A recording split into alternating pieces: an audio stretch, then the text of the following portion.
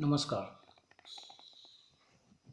यापूर्वी तासाला आपण लोकप्रशासन या आयडीएस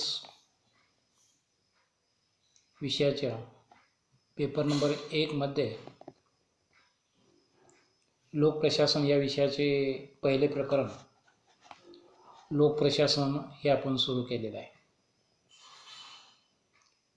मागील तासास लोकप्रशासनाचा अर्थ, व्याख्या आणि स्वरूप यासंबंधीची सविस्तर माहिती आपण घेतलेली आहे. यानंतर या पहिल्या प्रकरणामधील पुढील भाग येतो तो म्हणजे लोकप्रशासनाची व्याप्ती. लोकप्रशासन हा आधुनिक काळातील अत्यंत महत्त्वाचा व आवश्यक विषय मानला जातो. सर्वच प्रगत अप्रगत देशांच्या मध्ये लोकप्रशासन आढळून येते. प्रत्येक देशात शासन व्यवस्थेकडून लोक कल्याणासाठी किंवा लोकहितासाठी विविध प्रकारची जी कार्ये केली जातात त्या कार्यांना लोकप्रशासन असं म्हटलं जातं. आधुनिक काळातील मानवाच्या गरजा, इच्छा, आकांक्षा वाढलेल्या आहेत. या मानवांच्या सामाजिक व भौतिक गरजांची पूर्तता करण्यासाठी प्रशासनाची अत्यंत गरज असते. मानवांच्या वाढत्या गरजा, इच्छा, आकांक्षा पूर्ण करण्यासाठी आधुनिक राज्यांनी केवळ पोलिसी राज्याची कार्ये करण्याची भूमिका सोडून अधिक व्यापक कल्याणकारी कार्य करण्यास सुरुवात केलेली आहे. त्यामुळे आधुनिक राज्ये कल्याणकारी व जबाबदार राज्य बनलेले आहेत. लोकांच्या वाढत्या इच्छा आकांक्षा पूर्ण करण्यासाठी आधुनिक काळातील राज्यांनी कल्याणकारी राज्याच्या संकल्पनेचा स्वीकार केलेला आहे. परिणामतः राज्यांच्या कार्याची जबाबदारी वाढलेली दिसून येते. प्रत्येक व्यक्तीच्या जन्मापासून ते मृत्यूपर्यंतची सर्व जबाबदारी ही प्रशासनाकडून घेतली जाते आणि त्यामुळे अनेक प्रकारची कार्ये प्रशासनाला करावी लागतात. लोकप्रशासनाला सार्वजनिक प्रशासन असं म्हटलं जातं. त्यामुळे सार्वजनिक हिताच्या दृष्टिकोनातून अनेक प्रकारची कार्ये म्हणजेच वाहतूक व्यवस्था असेल, टपाल व्यवस्था असेल, शिक्षण व्यवस्था असेल, संरक्षण व्यवस्था असेल, आरोग्य व्यवस्था असेल, पत पुरवठा असेल, यासारखी सर्व कार्ये शासनाकडून किंवा त्यांच्या वेगवेगळ्या महामंडळांच्याकडून, स्वतंत्र नियामक मंडळांच्याकडून पार पाडली जातात. त्यामुळे लोकप्रशासन या संकल्पनेचा विचार करत असताना लोकप्रशासन म्हणजे लोकांसाठी असलेले प्रशासन होय. सार्वजनिक हिताच्या दृष्टिकोनातून राज्यांच्याकडून जी कार्ये पार पाडली जातात त्यांना सरकारी प्रशासन असे म्हटलं जातं, सार्वजनिक प्रशासन हे असं म्हटलं जातं. शासन व्यवस्थेची तिन्ही विभाग म्हणजेच कायदेमंडळ, कार्यकारी मंडळ, न्यायमंडळ या तिन्ही विभागाकडून राज्याचे ध्येय धोरण ठरवणे, त्याचे कायदे किंवा नियमात रूपांतर करणे, त्याची अंमलबजावणी करणे, न्यायदान करणे, ही सर्व कार्ये प्रशासनाकडून चालली जातात. आणि त्यामुळं लोकप्रशासनाचं क्षेत्र वाढलेलं दिसून येतं. लोकप्रशासनाची आपण जर वेगवेगळ्या व्याख्या पाहिल्या तर शासन व्यवस्थेकडून विविध प्रकारची कार्ये केली जातात, त्यांनाच लोकप्रशासन म्हटलं जातं. परंतु लोकप्रशासनाकडे पाहण्याचा दृष्टिकोन असेल किंवा लोकप्रशासनाच्या स्वरूपाचा विचार केला तर आपल्याला दिसून येईल की लोकप्रशासनामध्ये दोन प्रकारच्या विचारप्रवाह आहेत. त्यामध्ये सर्वव्यापी किंवा संकलित दृष्टिकोन आणि दुसरा म्हणजे व्यवस्थापनात्मक दृष्टिकोन. या दोन दृष्टिकोनाच्या आधारे आपण स्वरूप या मध्ये आपण भाग तो पाहिलेला आहे. या दोन दृष्टिकोनाचा परिणाम लोकप्रशासनाच्या व्याप्तीवरती सुद्धा झालेला दिसून येतो. ज्या विचारवंतांनी लोकप्रशासनाचा सर्वव्यापी दृष्टिकोन मान्य केलेला आहे त्या विचारवंतांच्या दृष्टिकोनातून लोकप्रशासनाची व्याप्ती वेगळ्या स्वरूपाची असते. सर्वव्यापी दृष्टिकोनाच्या मते लोकप्रशासनात कोणत्याही खात्याच्या कनिष्ठ कर्मचाऱ्यांच्या पासून अगदी शिपाई असेल, कारकून असेल, सुरक्षा अधिकारी असेल, कनिष्ठ सचिव असेल, वरिष्ठ सचिव असेल, संबंधित मंत्री असेल, संचालक मंडळ असेल, तांत्रिक सेवक वर्ग असेल, इंजिनियर असतील, आरोग्य अधिकारी असतील, संपर्क अधिकारी असतील, प्रसिद्ध अधिकारी असतील, आर्थिक सल्लागार असतील, आर्थिक सहाय्यक वर्ग असेल, लेखाधिकारी असेल, लेखापरीक्षक असेल, प्रशिक्षण संस्था असेल, प्रशिक्षण देणारे अधिकारी असेल किंवा अगदी एखाद्या विभागाला एखाद्या खात्याला स्टेशनरी पुरवणारे कर्मचारी सुद्धा असतील. या सर्वांचा अभ्यास म्हणजे लोकप्रशासनाचा अभ्यास असं सर्वव्यापी दृष्टिकोनाची भूमिका आहे.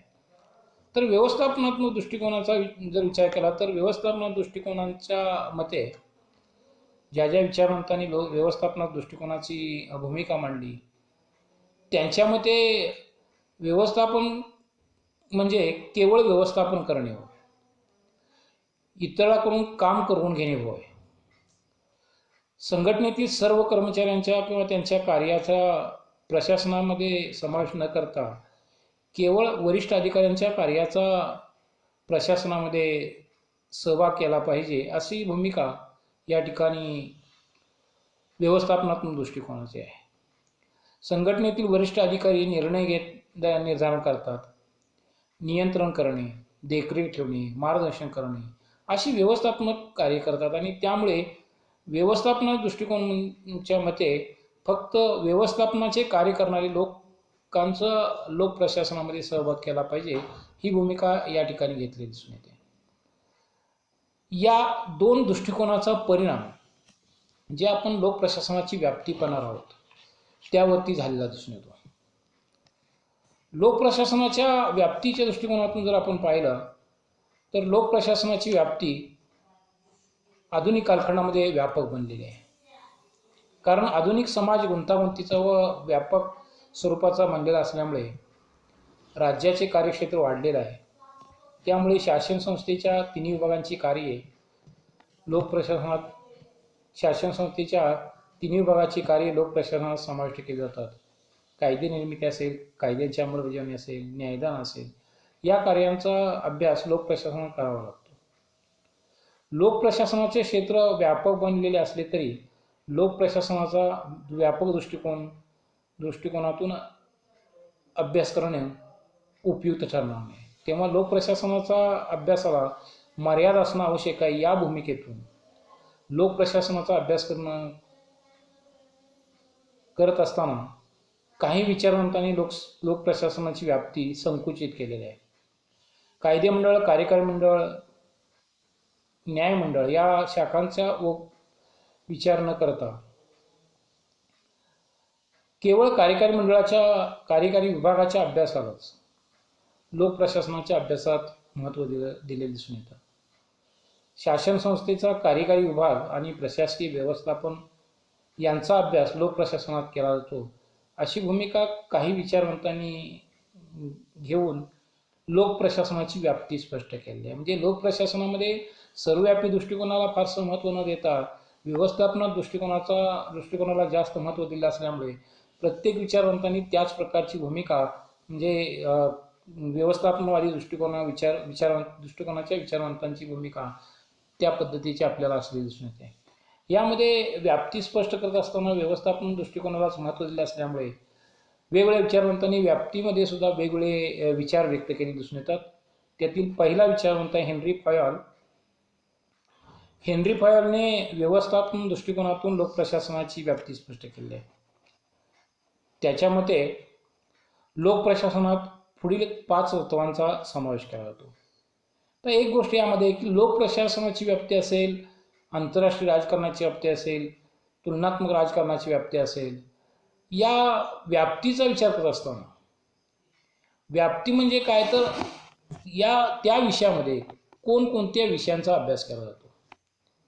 तर या ठिकाणी लोकप्रशासनामध्ये कोणकोणत्या विषयांचा अभ्यास केला जातो, तर बहुसंख्य व्यवस्थापन दृष्टिकोनाच्या विचारवंतांची भूमिका आहे की व्यवस्थापन करणाऱ्या विषयांच्या संदर्भातलाच अभ्यास लोकप्रशासनात केला जातो. आणि त्या दृष्टिकोनातून हेनरी फयोल यांनी जे काही 5 तत्वांचा समावेश केला आहे त्यामध्ये नियोजन, संघटन, आज्ञा, समन्वय आणि नियंत्रण या 5 घटकांचा विचार त्या ठिकाणी केलेला असून, कारण प्रशासनात कोणतेही उद्दिष्ट साध्य करायचं असेल तर या 5 तत्वांचा स्वीकार करावा लागतो. दुसरा विचारवंत आहे विलोबी. WF विलोबी यांनी सुद्धा लोकप्रशासनाची व्याप्ती स्पष्ट करत असताना 5 समस्यांचा त्या ठिकाणी विचार केलेला आहे. पहिली समस्या त्यांनी मांडली आहे की सामान्य प्रशासनासंबंधीची समस्या. धोरण निश्चित करणे, कार्याचे विभाजन करणे, मार्गदर्शन, देखरेख, नियंत्रण इत्यादी गोष्टींचा समावेश सामान्य प्रशासनात त्यांनी केलेला आहे. दुसरी समस्या विलोबी यांनी मांडलेली आहे ती म्हणजे संघटनेसंबंधीची समस्या. प्रशासकीय रचना, शासकीय विभाग, उपविभाग इत्यादींचा समावेश लोकप्रशासनात संघटनेच्या समस्या संबंधित विलोबी यांनी केलेला आहे. तिसरी जी समस्या आहे ती म्हणजे कर्मचारी आणि व्यवस्थापनासंबंधीची समस्या. नोकरभरती असेल, प्रशिक्षण असेल, बढती असेल, निवृत्ती असेल, सनदी नोकर आणि मंत्री यांच्यातील संबंध यांचा अभ्यास लोकप्रशासनात केला जातो. चौथी जी समस्या आहे ती म्हणजे साधनसामुग्री संबंधीची समस्या. प्रशासनासाठी लागणारी साधनसामुग्री प्राप्त करणे, त्यावर नियंत्रण ठेवणे या समस्या साधनसामुग्रीच्या समस्यासंबंधी विलोबी यांनी सांगितलेल्या आहेत. आणि 5वी समस्या आहे ती आर्थिक समस्या. प्रशासन कार्यासाठी पैसा उभा करणे, अंदाजपत्रक निर्मिती करणे, त्याची कार्यवाही करणे, हिशोब ठेवणे, अहवाल तयार करणे इत्यादी कार्यांचा समावेश या आर्थिक समस्येच्या बाबतीत विलोबी यांनी केले आहे. या वेगवेगळ्या 5 समस्यांच्या आधारे विलोबी यांनी लोकप्रशासनाची व्याप्ती किंवा लोकप्रशासनात कोणकोणत्या विषयांचा अभ्यास केला जातो त्यासंबंधीची त्याची भूमिका स्पष्ट केलेली दिसून येते. चौथा विचारवंत येतो तो म्हणजे फिपनर. यांनी लोकप्रशासनाची व्याप्ती 2 दृष्टिकोनातून केलेली आहे. त्यामध्ये पहिलं दृष्टिकोन आहे लोकप्रशासनाची तत्वे आणि दुसरा जो दृष्टिकोन आहे तो म्हणजे लोकप्रशासनाचे कार्यक्षेत्र. लोकप्रशासनाची तत्वे म्हणजे संघटन, कर्मचारी व्यवस्थापन, प्रशासकीय पद्धती, प्रशासकीय तंत्र किंवा कौशल्य, साधनसामुग्री व पुरवठा, अर्थव्यवस्था व प्रशासकीय जबाबदारी इत्यादी तत्वासंबंधीचा अभ्यास लोकप्रशासनात केला जातो. दुसरं जे तत्व सांगितलं आहे ते म्हणजे लोकप्रशासनाचे कार्यक्षेत्र. केंद्र सरकार, राज्य सरकार, प्रादेशिक व स्थानिक संस्था तसेच सार्वजनिक मंडळे, महामंडळे यांच्या प्रशासन कार्याचा अभ्यास लोकप्रशासनात केला जातो. यानंतर चौथा जो विचार येतो तो म्हणजे डिमॉक यांच्या मते लोकप्रशासनाच्या व्याप्तीत पुढील प्रशासकीय क्षेत्रांचा समावेश केला जातो. शासन संस्थेचे स्वरूप, तिचे धोरण आणि कार्यक्षेत्राच्या मर्यादा. दुसरं प्रशासकीय क्षेत्र त्याने सांगितलं आहे ते म्हणजे शासन संस्थेच्या प्रशासकीय संघटन व कर्मचारी व्यवस्थापन. तिसरं जे प्रशासकीय क्षेत्र सांगितलं आहे ते म्हणजे प्रशासनाची कार्यपद्धती आणि प्रशासनाची तत्वे, संचालन, संयोजन, देखरेख, नियंत्रण, जबाबदारी इत्यादी. चौथं जे त्यांनी कार्यक्षेत्र प्रशासकीय क्षेत्रात सांगितलेलं आहे ते म्हणजे प्रशासकीय नियंत्रण, विधिमंडळ, न्यायमंडळ यांचे नियंत्रण, तसेच अंतर्गत प्रशासकीय नियंत्रण. अशा प्रकारचे लोकप्रशासनाच्या व्याप्तीत प्रशासकीय क्षेत्राचे 4 घटक त्यांनी सांगितलेले आहेत. लोकप्रशासनाच्या व्याप्तीमध्ये महत्त्वाचा एक विचारवंत म्हणजे ल्युथर ग्लिक यांनी पोस्टोकॉर्बो या शब्दावरून लोकप्रशासनाची व्याप्ती स्पष्ट केलेली आहे. प्रशासनातील तत्वे आणि कार्ये विचारात घेऊन प्रशासनाच्या कार्याची व्याप्ती स्पष्ट केलेली आहे. पोस्टोकॉर्बो या शब्दातील अक्षराचे स्पष्टीकरण त्यांनी पुढील प्रमाणे केलेले आहे. लोकप्रशासनामध्ये कोणकोणत्या घटकांचा अभ्यास केला जातो किंवा कोणकोणत्या घटकांचा समावेश केला जातो त्यासाठी त्यांनी पोस्टोकॉर्बो या शब्दातील पी म्हणजे प्लॅनिंग, नियोजन किंवा योजना, कार्याची रूपरेषा ठरवणे, तसेच ते कार्य यशस्वी करण्यासाठी योग्य अशी कार्यपद्धती स्वीकारणे. दुसरा जो घटक आहे तो म्हणजे ओ म्हणजे ऑर्गनायझेशन. पोस्टोकॉर्बो या शब्दातील दुसरा शब्द येतो तो म्हणजे ऑर्गनायझेशन म्हणजे संघटन. प्रशासनाच्या कार्यासाठी विशिष्ट अशी संघटना किंवा रचना निर्माण करावी लागते. विभाग, उपविभाग पाडून अधिकार पदांची रचना करावी लागते. पोस्टोकॉर्बो या शब्दातील पुढचा शब्द स्टॅफिंग म्हणजे कर्मचारी वर्गाची व्यवस्था, प्रशासकीय कार्यासाठी लागणाऱ्या कुशल पात्र नोकर वर्गाची भरती करणे, त्यांना प्रशिक्षण देणे, ही भूमिका ल्युथर ग्लिक यांनी व्यक्त केलेली आहे. तसेच पोस्टोकॉर्बो या शब्दातील पुढचा शब्द येतो डायरेक्टिंग, निर्णय घेणे, आज्ञा देणे, सूचना किंवा मार्गदर्शन करणे. प्रशासनात कर्मचारी वर्गाला आदेश किंवा सूचना, मार्गदर्शन करावे लागते, त्यामुळे या घटकाचा त्यांनी सहभाग केलेला आहे. पुढं पोस्टोकॉर्बो यामध्ये पुढचा शब्द येतो कोऑर्डिनेशन म्हणजे समन्वय, संघटनेतील विविध विभागात परस्पर संबंध प्रस्थापित करून त्यांच्यात संघर्ष कमी करणे. पोस्टोकॉर्बो या शब्दातील पुढचा शब्द आहे रिपोर्टिंग, माहिती किंवा अहवाल पाठविणे. प्रशासनातील अधिकारी व कर्मचारी यांना प्रशासनासंबंधी माहिती दिली जाते, तसेच तपासणी, संशोधन आणि नोंदणी याद्वारे माहिती जमा करून अहवाल तयार करावा लागतो. आणि शेवटचा शब्द येतो पोस्टोकॉर्बो या शब्दातील बजेटिंग, अंदाजपत्रक तयार करणे. अंदाजपत्रक निर्मिती, त्यास मंजुरी, कार्यवाही, आर्थिक नियंत्रण, हिशोब व्यवस्था इत्यादी गोष्टींचा समावेश आर्थिक प्रशासनात केला जातो. ल्युथर ग्लिक यांच्या मते प्रशासनातील सर्व कार्ये व क्रिया पोस्टोकॉर्बो या शब्दाद्वारे स्पष्ट होतात.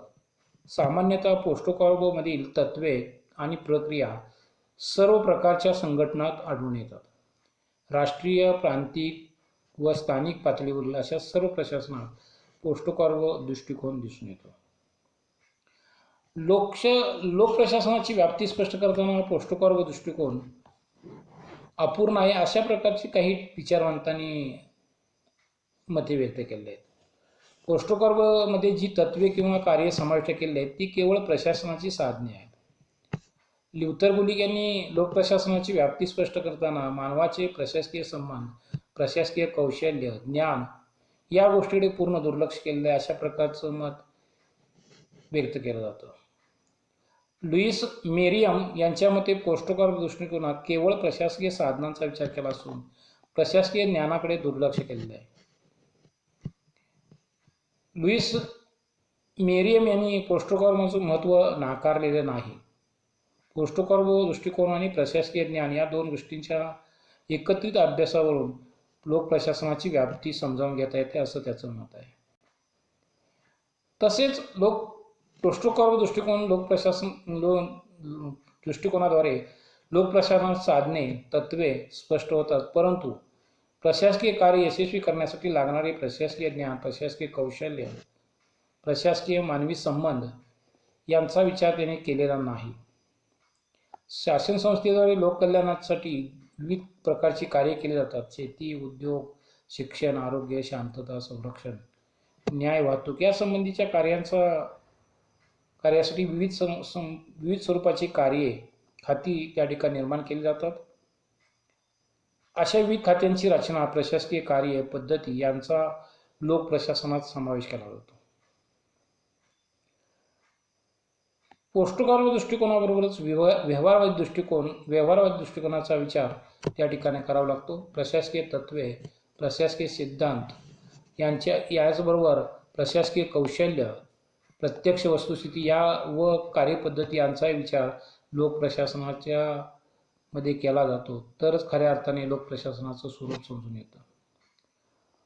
लोकप्रशासनाच्या बाबतीत वेगवेगळ्या विचारवंतांनी वेगवेगळे दृष्टिकोन सांगितले आहेत. वालकर यांनी सुद्धा प्रशासकीय सिद्धांत आणि व्यवहारवादी प्रशासन याद्वारे त्या ठिकाणी लोकप्रशासनाची व्याप्ती स्पष्ट करण्याचा प्रयत्न केलेला आहे. वालकर यांच्या मते जी प्रशासकीय सिद्धांत यामध्ये राष्ट्रीय, प्रांतिक, स्थानिक अशा सर्व प्रकारच्या सार्वजनिक प्रशासनासंबंधी संघटन, रचना, कार्यपद्धती यांचा अभ्यास प्रशासकीय सिद्धांतामध्ये केलेला आहे. दुसरा त्यामध्ये भाग आहे पार्लमेंट, मंत्रिमंडळ यांचे प्रशासकीय नियंत्रण, अंतर्गत प्रशासकीय यंत्रणेतील नियंत्रण, प्रशासनावर न्यायसंस्थेचे नियंत्रण, प्रशासकीय न्यायालय इत्यादी विषयक अभ्यास लोकप्रशासनात केला जातो असं वालकर याचं मत आहे.